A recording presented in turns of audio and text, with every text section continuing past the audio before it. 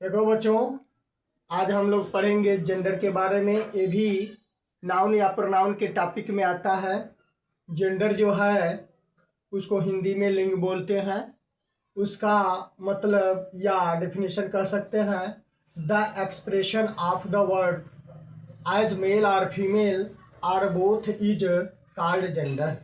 कह रहा है जो एक्सप्रेशन है, अभिव्यक्ति या विचार शब्दों का, जो शब्दों का हम अभिव्यक्ति करते हैं, एक्सप्रेशन करते हैं, चाहे वो मेल के रूप में है, पुरुष के रूप में हो, या फीमेल के रूप में हो, या दोनों हो। उस वर्ड में मेल और फीमेल दोनों का अर्थ आए, एक्सप्रेशन आए, तो वह जेंडर कहलाता है। जेंडर मीन्स लिंग होता है जिसे स्त्री या पुरुष का एक्सप्रेशन किया जाता है मुख्यतः इस संसार में या ब्रह्मांड में।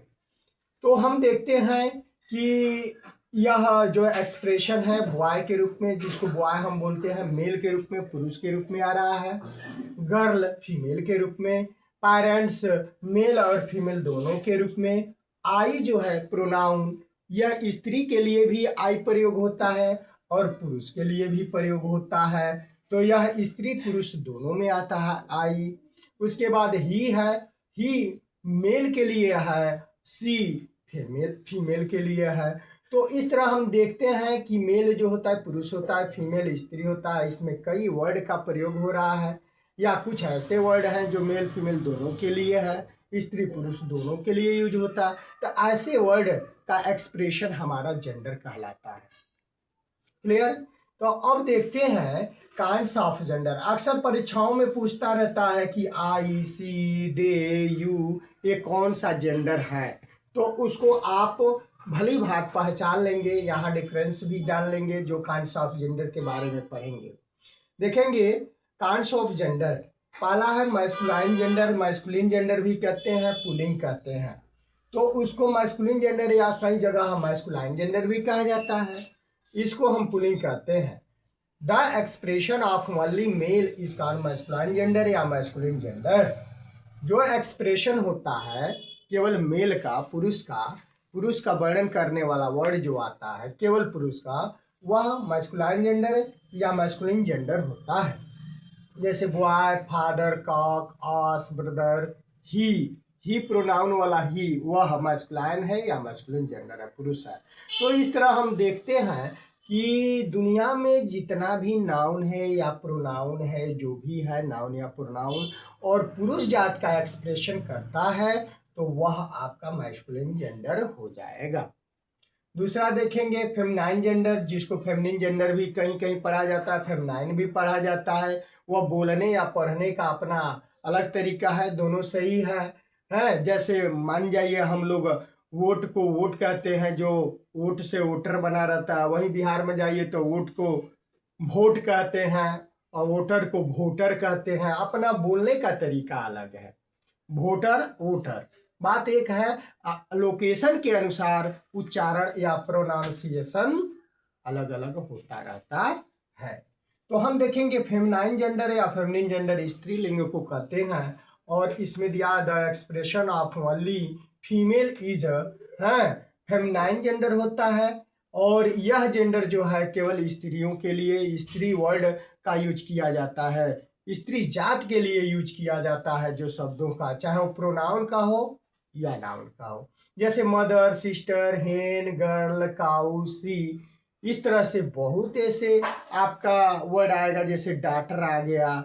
इस तरह का बहुत वर्ड है जो स्त्री जात का बोध करने वाला है, वो फेमिनाइन जेंडर है या स्त्रीलिंग है। तीसरा नंबर पे देखते हैं common gender. Common gender means होता है उभयलिंग। उभयलिंग क्या है बच्चों, बोर्ड पे देखेंगे, the expression of male and female both is न कॉमन जेंडर। जो एक्सप्रेशन मेल और फीमेल दोनों के लिए होता है, स्त्री और पुरुष दोनों का अर्थ निकलता है, वह आपका कॉमन जेंडर हो जाएगा।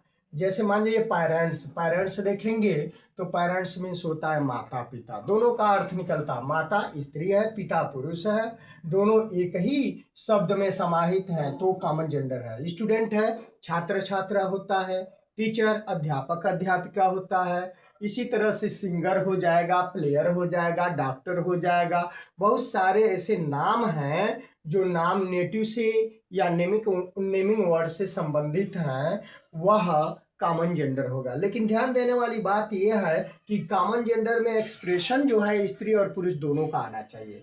प्रोनाउन में भी होता है यू स्त्री जात के लिए भी प्रयोग होता है, पुरुष के लिए भी प्रयोग होता है। ध्यान रहे यू बहुवचन भी है और एक वचन, सिंगुलर और प्लूरल दोनों है। यू मीन्स होता है आप, यू वही शब्द हो जाएगा तो आप लोग हो जाएगा, तो आप लोग के लिए भी यू का यूज करेंगे, आपके लिए भी यूज करेंगे, आपके एक्सप्रेशन पर निर्धारित करता है या स्पष्ट हो जाता है। तो यू स्त्री और पुरुष दोनों आता है। उसी तरह से दे है, दे प्रोनाउन भी स्त्री पुरुष दोनों के लिए, दे माने वे लोग होता है, तो वे लोग कोई जरूरी नहीं है कि स्त्री के लिए ही बोला जाए, पुरुष के लिए भी दे बोला जाता है, इसलिए वह कॉमन जेंडर के अंतर्गत आएगा। वी माने हम लोग, तो हम लोग क्या है, स्त्री और पुरुष दोनों के लिए बोला जाता है, इसलिए वो भी कॉमन जेंडर है। तो प्रोनाउन का कुछ वर्ड्स भी जो है वो कॉमन जेंडर के अंतर्गत आते हैं और नाउन के वर्ड्स भी कॉमन जेंडर के अंतर्गत आते हैं, जो स्त्री और पुरुष दोनों का अर्थ निकलते हैं या दोनों के लिए प्रयोग किए जाते हैं। इसके अलावा दुनिया में मान जाइए कि दो ही तरह के तो होते हैं जेंडर, पुरुष जिसको बोलते हैं स्त्री, लेकिन इंग्लिश में आप पढ़ते गए तो मैस्कुलाइन जेंडर, फेमिनाइन जेंडर, जिसको पुल्लिंग और स्त्रीलिंग है यहाँ देखते हैं। उसके अलावा इंग्लिश में कॉमन जेंडर भी पढ़ते हैं जो वर्ड से एक्सप्रेस। इसके अलावा हिंदी से कुछ परे होता है ये न्यूट्रल जेंडर, इसमें दिया है। न्यूट्रल जेंडर में आप पढ़ेंगे नपुंसक लिंग, तो इंग्लिश में ये बताता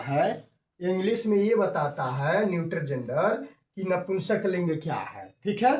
तो नपुंसक लिंग बता रहा है कि the expression of non living things, ध्यान देने वाली बात है, नॉन लिविंग थिंग्स, निर्जीव वस्तु का expression, and those living things व सजीव बिलोंग टू ट्रीज, प्लांट या श्रब्स।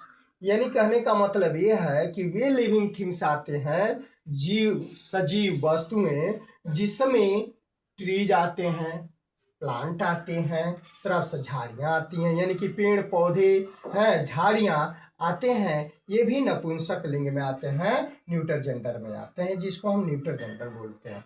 स्पष्ट हो जाएगा। मानिए नॉन लिविंग थिंग्स में pen, chair, book, fan, house, ये नॉन लिविंग थिंग्स है तो यह न्यूट्रल जेंडर है। और इसमें दिया है मैंगो ट्री है, फ्रूट्स, फ्लावर, ये सब सजीव है, ये सजीव होने के बाद भी न्यूट्रल जेंडर है। क्यों न्यूट्रल जेंडर है, मैं डिफरेंस बता दे रहा हूँ। न्यूट्रल जेंडर का सबसे बड़ा पहचान करने का तरीका ये है, चाहे वो सजीव हो चाहे निर्जीव हो, वह अपने आप की रक्षा नहीं कर सकता है, न चिल्ला सकता है, न रो सकता है, और न ही कह सकता है हेल्प मी, मुझे बचाओ मुझे बचाओ। चाहे कोई भी व्यक्ति अगर पेड़ पौधे को काटता है तो आराम से वो कट जाता है, चिल्लाता नहीं है, या अपने भावनाओं में चिल्लाए, लेकिन हम लोग समझ नहीं पाते हैं, उसकी भाषा नहीं समझ पाते हैं।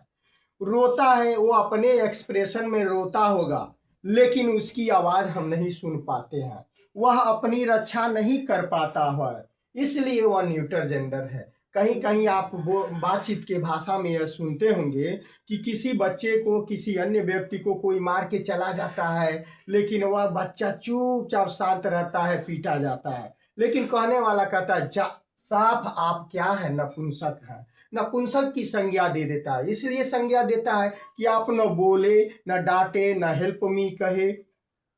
तो इस तरह से कहीं कहीं फिल्मों में, कहीं कहीं समाज में नपुंसक शब्द का यूज होता है, न्यूटर का यूज होता है, जो अपनी रक्षा नहीं कर पाता है, कायर होता है, जिसको कायर बोलते हैं, कावर्डियस बोलते हैं। तो कावर्डियस व्यक्ति को न्यूटर की संज्ञा लोग दे देते हैं, लेकिन वास्तव में वह होता नहीं है, उसके अंदर भी चिल्लाने की और फीलिंग करने की बात आती है। तो हम यहाँ इंग्लिश में न्यूट्रल जेंडर हम उतना ही समझेंगे जो पेड़ पौधे, प्लांट सजीव में है, और निर्जीव वस्तु जो है आपका पेन, बुक, चेयर है वो है।